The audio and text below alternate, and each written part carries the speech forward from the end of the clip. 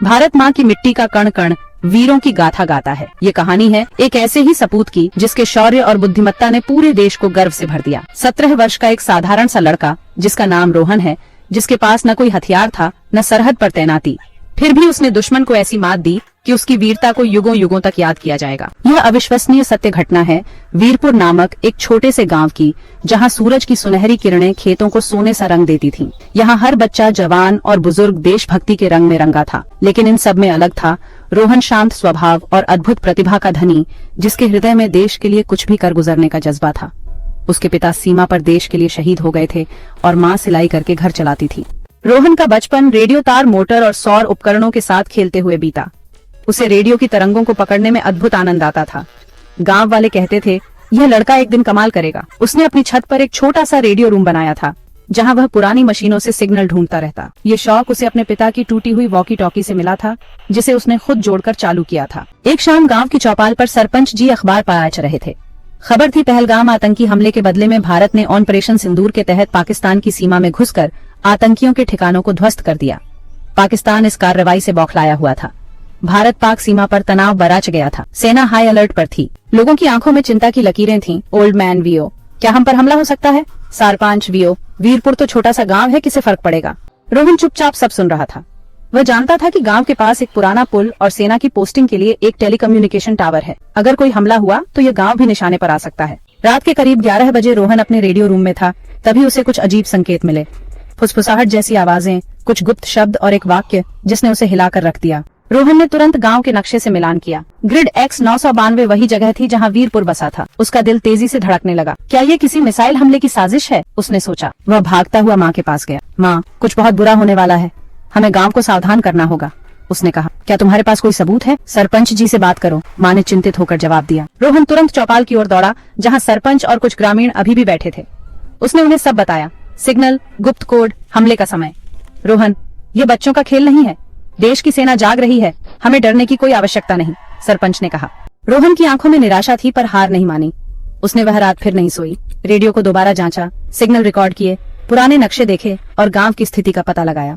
सुबह होते ही उसने निश्चय कर लिया, अगर कोई उसकी बात नहीं मानेगा तो भी वह अकेले अपने गांव को बचाएगा। सुबह की ठंडी हवा में रोहन अपने रेडियो रूम में अकेला बैठा था। आंखों में नींद नहीं थी, पर इरादों में दृढ़ता थी। उसने सारी रिकॉर्डिंग फिर से सुनी, फिर एक पेन और कॉपी लेकर चौपाल की ओर भागा। इस बार वह खाली हाथ नहीं गया। सरपंच के सामने जाकर उसने रेडियो की रिकॉर्डिंग चलाई।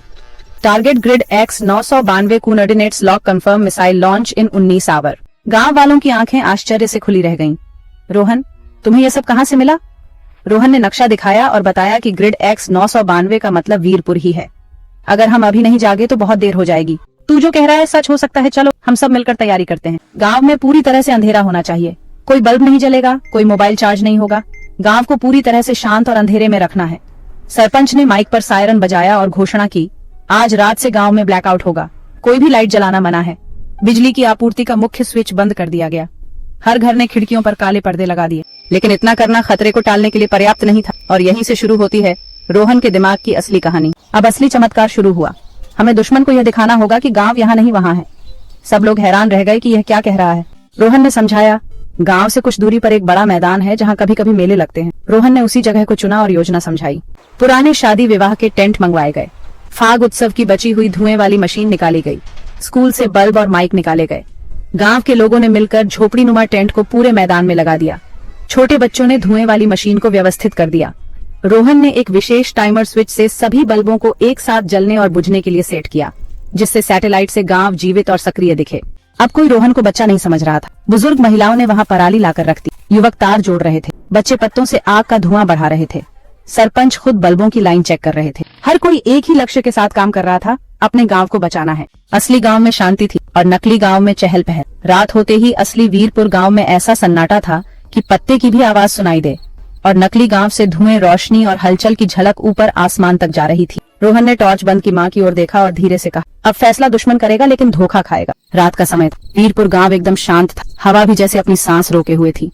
हर घर में अंधेरा था, लेकिन हर दिल की धड़कन तेज थी। दूसरी ओर नकली गांव, जो रोहन ने गांव से दूर बनाया था, रोशनी से जगमगा रहा था। बल्ब जल रहे थे, टेंट में हलचल थी और धुएं की मोटी परत ऊपर आसमान में उड़ रही थी। रोहन अपनी रेडियो मशीन पर कान लगाए बैठा था। अचानक दुश्मन का हमला निश्चित लक्ष्य नजदीक आ रहा है। ध्वनि की गति से 3 गुना तेज। रेडियो पर यह सुनते ही रोहन ने एक गहरी सांस ली। आसमान में एक तेज सीटी की आवाज गूंजी। दूर से एक चमकता हुआ बिंदु दिखाई दिया। दुश्मन का लड़ाकू विमान और उसमें लगी मिसाइल। वह बिंदु तेजी से नकली गांव की ओर बढ़ता गया। जमीन हिल उठी। एक बड़ा धमाका हुआ। आग का गोला आसमान में उठा। कानों के पर्दे फटने लगे। पर असली वीरपुर गांव पूरी तरह सुरक्षित था। गांव वालों की सांस लौट। सभी छतों से झांक रहे थे। किसी की आंखों में आंसू थे तो किसी के होंठों पर भगवान का नाम। रोहन दौड़कर खेत की ओर गया। वहां का दृश्य देखने लायक था। नकली गांव जल रहा था पर असली गांव की एक ईंट भी नहीं हिली थी। सरपंच की आवाज गूंजी, तू सच में हमारे गांव का रोहन है। भगवान ने तुझे भेजा है बेटा। कुछ ही देर बाद आकाश गंगा की तरह लड़ाकू विमानों की गड़गड़ाहट सुनाई दी। भारतीय वायुसेना ने रडार सिग्नल पकड़ लिए थे और मिसाइल के स्रोत की पहचान कर ली थी। रोहन की सूचना सेना तक पहले ही पहुंच चुकी थी। उसने एक रात पहले ही रेडियो से सेना को सिग्नल भेज दिया था। भारतीय लड़ाकू विमानों ने जवाबी हमला किया। दुश्मन के 2 लड़ाकू विमानों को मार गिराया गया, जिसकी आवाज पूरे वीरपुर तक सुनाई दी। एक जवान हेलीकॉप्टर से उतरा, रोहन की ओर आया और सलाम किया। सोल्जर वीओ, तुम्हारी जानकारी और हिम्मत ने आज एक बड़ा हमला टाल दिया। देश तुम्हारा आभारी है। गांव में अगले दिन उत्सव का माहौल था, लेकिन ढोल नगाड़ों से नहीं, सम्मान और श्रद्धा से रोहन को गांव के मंदिर में मंच पर बुलाया गया। सरपंच ने कहा, हम बड़े कहते रहे पर असली समझदारी इस जवान के दिमाग में निकली। आज यह बालक नहीं, सच्चा वीर है। सेना ने रोहन को आगे की पढ़ाई और तकनीकी शिक्षा के लिए छात्रवृत्ति। उसका सपना अब सिर्फ गांव का नहीं, पूरे देश की सुरक्षा का बन चुका था। माँ की आंखों में आंसू थे, लेकिन इस बार दुहक के नहीं, गर्व की। रोहन की माँ ने कहा, तू अब सिर्फ मेरा बेटा नहीं, इस देश की जान है। मैंने जो किया वह सिर्फ अपने गांव को बचाने के लिए किया था, पर अगर मेरा दिमाग और दिल देश के काम आ सके तो यही मेरा सपना। सोचिए, जब एक 17 साल का गांव का लड़का जिसका नाम रोहन है मिसाइलों के सामने सीना तान सकता है, तो सोचिए अगर हर हिंदुस्तानी जाग जाए तो ये देश क्या नहीं कर सकता। देशभक्त होना कोई खास पद या वर्दी की बात नहीं होती।